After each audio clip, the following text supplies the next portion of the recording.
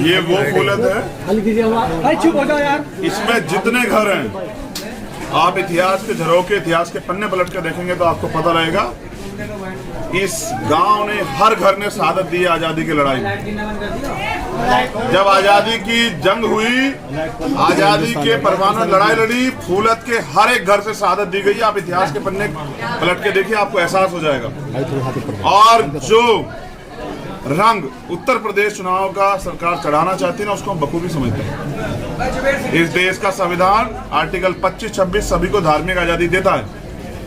मैं ये चाहता हूं पूरी सरकार मिलकर 10 लोग वो साबित करके दिखाए जिनका धर्म परिवर्तन का जिक्र जो है हो रहा हो। यहाँ आप किसी की एक ईंट जबरदस्ती नहीं उठा सकते, उस पर मुकदमे हो जाते हैं। आप कह रहे जबरदस्ती धर्म परिवर्तन करा दिया। ये जो षड्यंत्र उत्तर प्रदेश सरकार ने रचा है, इनका जो प्रयास है कि जैसे CNP NRC के आंदोलन में मुस्लिम बाहर आया था, किसी कारण से किसी ऐसे व्यक्ति को, किसी ऐसे आलिम को, किसी ऐसे योग्य व्यक्ति को परेशान किया जाए कि मुसलमान सड़कों पर ये गोलियां चला के यहाँ तमाशा बनाए। अभी चंद्रशेखर जिंदा, वो नहीं होगा। ये जो खूनी खेल भारतीय जनता पार्टी ने पहले भी खेला था, ये जो खूनी खेल 2013 में हमने देखा कि अपनी सियासी रोटियां सेकने के लिए किस तरह से यहाँ हिंदू मुसलमानों का कत्लेआम कराया गया, ये वो जमीन है जहां से भाईचारा जन्म लेता है।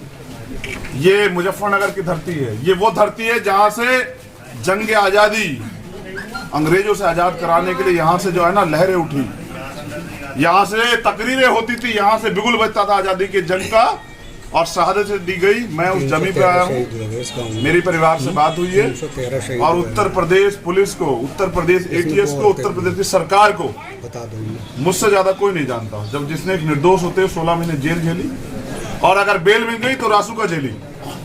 मगर याद रहे, अब समय बदल गया। जहां तोड़ने वाले लोग हैं वहां जोड़ने वाले लोग भी। मैं गवाही देता हूं कि अगर कोई ये सोच बैठा है कि मुसलमान अकेला है, तो ऐसा नहीं। हम सब लोग उनके साथ खड़े हैं, क्योंकि हम समझते हैं कि जो हालात यहाँ है, उस हालात का सामना हमें मिलकर करना है। और इस सांप्रदायिकता की आग को फैलाने वाली भारतीय जनता पार्टी सरकार को इस बार 2022 में हम लोग जवाब देंगे। तो मैं यहाँ हूँ, मैं यहाँ था, और मैं यहाँ रहूंगा। अब ये जो साजिश है ना, इसका पर्दाफाश मैं पूरे प्रदेश में, पूरे देश में करूंगा कि किस तरह से चुनावी मोहरा बनाने के लिए एक आलिम को, जिसने वक्फ किया अपने 250 बीघे जमीन को, सब लोग जानते हैं कि एक ईमानदार आदमी के ऊपर इतने बड़े आरोप लगाए गए, लेकिन इन आरोपों से हम लोग टूटने वाले नहीं। हम लड़ेंगे, कानूनी रूप से लड़ेंगे, आंदोलन भी होंगे और देश स्तरीय आंदोलन भी होंगे। हम देखेंगे जालिम में कितना दम। अच्छा, आप लखीमपुर की घटनाओं किस तरह से देखते हैं आप? देखते नहीं, मैं तो होके आया हूँ। मैं पहला वो शख्स था जो 7 घंटे मोटरसाइकिल पे जाके वहाँ होके आया, और यही जो यहाँ हो रहा है मानवता कत्ल, वो वहाँ हुआ। और आपके सामने वीडियो भी हुई, क्योंकि वहाँ नेट बंद है, एक वीडियो भी जारी हुआ कि किस तरह से सीधे चलते हुए किसानों को रोन दिया गया। हरियाणा CM का एक वीडियो भी वायरल हो रहा है, जिसमें किसानों के प्रति एक गिरोह बना के जनता ने उनकी सरकार बनाई थी, इन्हीं को लट मारेंगे ना। ये वो किसान हैं जो अन्न पैदा करते हैं, जिसकी वजह से हमारे पेट में रोटी आती है, इन्हीं को लट मारेंगे ना। मैं कह रहा हूँ कि जिस दिन जनता की लाठी चलेगी ना, वो लाठी जिसको वोट कहते हैं, तो ये जो मुख्यमंत्री, प्रधानमंत्री ये जो बने बैठे हैं, ये रोड मास्टर बन जाएंगे, रोड पे घूमते नजर आएंगे। आपको देखते जाइए, 2022 दूर नहीं है, और फिर उसके बाद 2022 के बाद हरियाणा भी दूर नहीं है, 2024। आपको नहीं लगता उत्तर प्रदेश सरकार डिक्टेटरशिप में की तरह काम कर रही है? मैं तो कहता रहा हूँ, मैं तो देखता हूँ ना पूरे देश में। इस सरकार को जनता जवाब देगी। अभी तो हम प्रयास करेंगे, जो भाईचारा बनाया है बड़ी मुश्किल से हमने, 2013 की आग के बाद जो भाईचारा दोबारा से तैयार हुआ, उसको हम टूटने देंगे।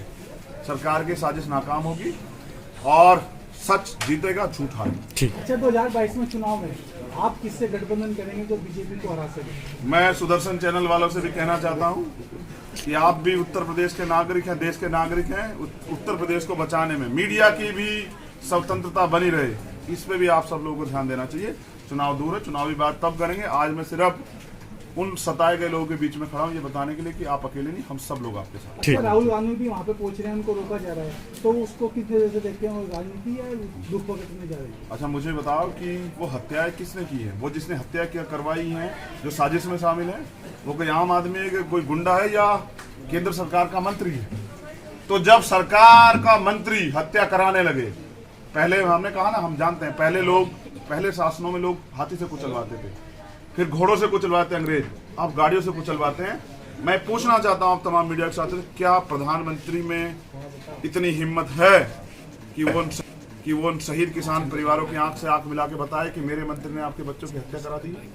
क्या वो बता सकते हैं कि वो मुख्य राज्य मंत्री का बेटा और वो राज्य मंत्री कब गिरफ्तार होंगे? वो खुलेआम घूम रहे हैं। अगर ये करने वाला कोई किसान होता तो उसके घर पे बुलडोजर चल गया, कोई मुसलमान होता तो उसके घर पे बुलडोजर चल गया होता, कोई दलित होता तो उसके घर में आग लगा दी गई थी। ये हम समझते हैं सत्ता का जो दुरुपयोग हो रहा है उत्तर प्रदेश में और देश में, हम समझते हैं। इसका जवाब जनता ही देगी। विपक्ष को जाने क्यों नहीं दिया जा रहा है? क्या बात क्या? क्योंकि विपक्ष वहां, ये मैं जानना चाहता हूं कि वहां इंटरनेट क्यों बंद किया गया है? ऐसा क्या छिपाया जा रहा है जो इंटरनेट बंद किया जा रहा है? और ऐसे कौन से एविडेंस मिटाया जा रहा है कि विपक्ष नहीं जा सकता है? मैं तो देख के आया हूं कि एक तरफ प्रधानमंत्री जी कल लखनऊ में आजादी का अमृत महोत्सव बना रहे थे, वहीं एक तरफ किसानों की चिताएं जल रही थी, किसानों घरों में मातम था, किसान परिवार चीख रहे थे। और जिस प्रधानमंत्री को इतनी भी शर्म नहीं कि वो किसानों की चिताओं पे जश्न मना रहा हो, तो मैं उनको प्रधानमंत्री कहते हैं शर्म महसूस कर रहा हूँ। अच्छा, आखिरी सवाल, संयुक्त मोर्चा ने 8 दिन का समय दिया आरोपी पकड़ने के लिए, अगर वो नहीं पकड़े जाते तो आपका क्या स्टैंड रहेगा? संयुक्त किसान मोर्चा एक बार आह्वान करे, उत्तर प्रदेश के मुख्यमंत्री को एहसास हो जाएगा किसानों के साथ पूरा उत्तर प्रदेश, पूरा देश बोल चुके कि 5 दिन बोल चुके, 3 दिन रह गए। हम उनके इस आंदोलन का समर्थन करेंगे। आरोपी अपराधी चाहे मुख्यमंत्री हो, आम आदमी हो, मजदूर हो, कोई हो, चाहे मंत्री का बेटा हो, सबको लिए कानून बराबर है, सबको सजा मिलेगी।